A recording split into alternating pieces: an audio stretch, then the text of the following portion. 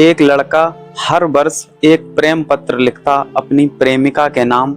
ऐसा करते उसे 15 वर्ष गुजर गए, लेकिन वो खत कभी वो अपनी प्रेमिका तक पहुंचा ही नहीं पाया, क्योंकि उसे डर था एक बात का। एक दिन की बात है, शाम के लगभग 6 बज रहे थे। प्लेटफॉर्म पर काफी भीड़ थी। दीपक की आंखें किसी को तलाश कर रही थीं। तभी उसके सामने एक लड़की आती है। लड़की ने क्रीम कलर का सूट पहन रखा होता है। वो देखने में बहुत खूबसूरत लग रही होती है।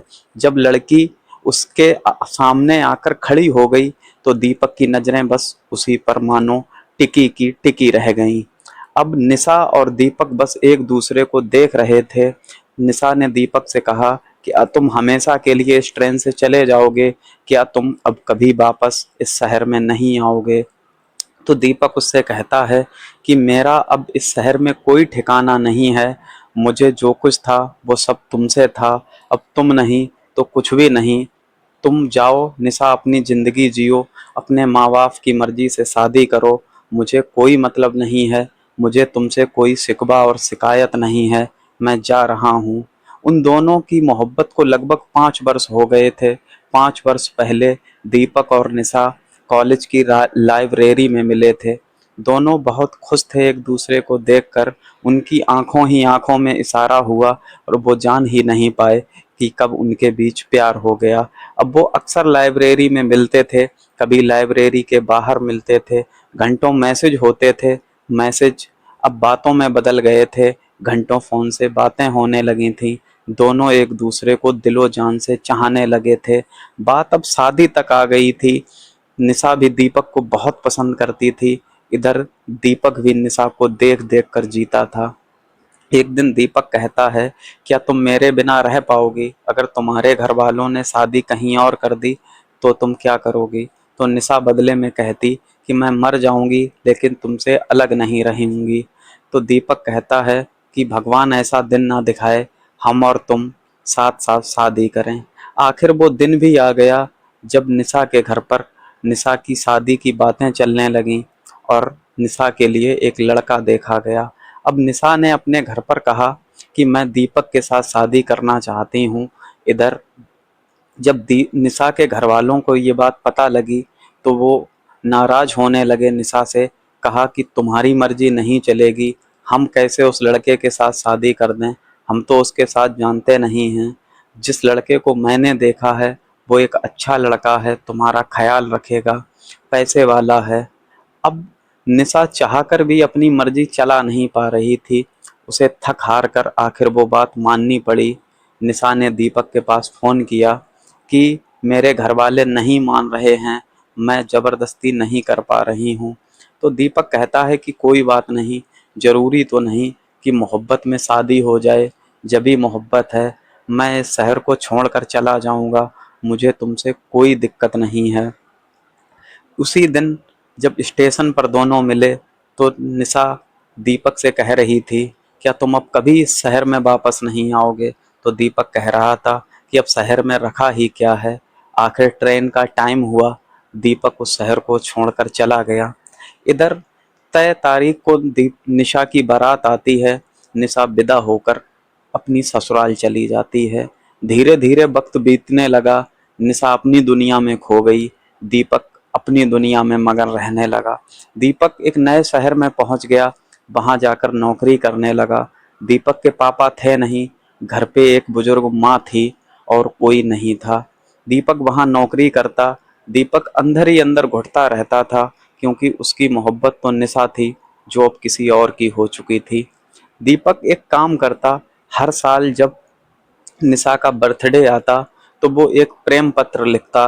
प्रेम पत्र लगभग लगभग घंटे आधे घंटे लिखता रहता, 2-2 3 पेज के लिख देता, लेकिन वो कभी पोस्ट नहीं करता, हमेशा अपने पास रख लेता। ऐसे ही हर साल एक प्रेम पत्र लिखता।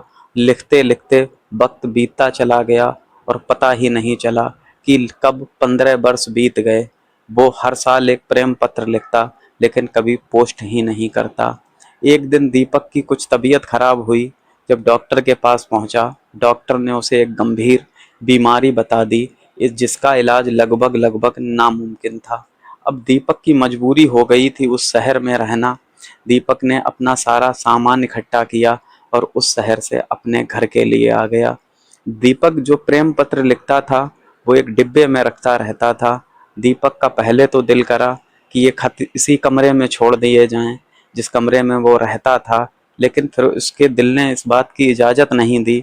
उसने सारे खत इकट्ठे किए, वो डिब्बा साथ में लिया और अपने घर चला आया। इधर दीपक की तबीयत नहीं सही रहती थी, उधर दीपक की माँ बहुत परेशान होती थी। कहती थी कि बेटा हमारा तो कोई है भी नहीं, एक तुम ही सहारा हो। तुमने भी शादी नहीं की, अगर तुम किसी के साथ शादी कर लेते तो आज घर में बहू होती, बच्चे होते जिसके सहारे मैं जी सकती। तुम्हारी भी तबीयत सही नहीं रहती है। दीपक अपनी माँ से कहता है कि माँ मेरा एक काम कर देना, तुम निशा को तो जानती हो। तो दीपक की माँ कहती है कि हाँ जानती हूँ, वही निशा जिसके साथ तुम शादी करना चाहते थे, उसके घर वाले नहीं माने। बेटा अब क्या है, अब तो इस बात को 15 वर्ष बीत चुके हैं।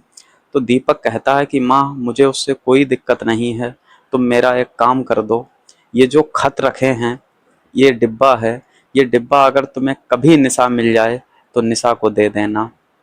अब इधर वक्त और थोड़ा बीतता चला गया। एक दिन बाजार में अचानक दीपक की माँ को निशा मिल गई। तो दीपक की माँ ने निशा को अपने पास बुलाया और कहा बेटा ठीक हो। तो निशा ने भी सहमति में सर हिलाया, हाँ मैं सही हूँ। उसके बाद निशा दीपक की माँ से पूछती है कि अब दीपक कैसा है, दीपक ने तो शादी कर ली होगी, बच्चे होंगे। तो निशा की माँ दीपक की माँ ने निशा से जो बात कही, निशा के मानो पैरों तले जमीन खिसक गई। दीपक की माँ ने निशा से कहा कि दीपक तो लगभग 1 महीने पहले खत्म हो गया है, वो उसे एक गंभीर बीमारी हो गई थी और हमारे पास इतने पैसे थे नहीं जो इसका इलाज कराया जा सके। अब जैसे ही ये बात निशा सुनती है तो निशा बहुत परेशान होती है। वो चाह कर भी अब कुछ कर नहीं पा रही थी, ना तो रो पा रही थी, ना तो अफसोस कर पा रही थी। अब दीपक की माँ निशा से कहती है कि दीपक तुम्हारे लिए एक चीज़ छोड़ कर गया है, कभी वक्त मिले तो घर आना, वो अमानत तुम्हारी है, उसे ले जाना। 2 दिन के बाद निशा दीपक के घर पहुंचती है, वहां जाकर बैठती है। उसके बाद दीपक की माँ निशा के हाथ में वही डिब्बा दे देती हैं और कहती हैं कि बेटा ये तुम्हारी अमानत है जो हमारे पास थी। उसके बाद निशा उस घर से उठती है, अपने घर चली जाती है। लगभग शाम का वक्त हो गया था। जब पन्नी में से निशा वो डिब्बा निकालती है तो उस डिब्बे के ऊपर एक चिट लगी हुई थी जिस पर लिखा था कि तुम मेरी पहली और आखिरी मोहब्बत हो, तुम नहीं तो कुछ नहीं। उसके बाद निशा एक एक करके खत निकालती है और पढ़ती जाती है और रोती जाती है, क्योंकि उन खतों में ऐसी बातें लिखी थीं जो दीपक अपने मुंह से निशा से कभी कहे ही नहीं पाया। जब वो निशा से अलग हो रहा था, निशा ने मानो पूरी रात निकाल दी उन खतों को पढ़ते हुए। उसके बाद जब सुबह हुई तो निशा के मुंह से बस एक ही आवाज़ निकली कि शायद इस जन्म में हम और तुम साथ नहीं हो पाए। अगर भगवान ने 7 जन्म बनाए हैं तो अगले जन्म में मैं हर जन्म में तुम्हारी ही पत्नी बनना चाहूँगी। आज की कहानी में इतना ही। अपना ख्याल रखें, अपनों का खूब सारा ख्याल रखें। हो सके तो चैनल को सब्सक्राइब करें, वीडियो को लाइक करें। अपना ख्याल रखें। जय हिंद।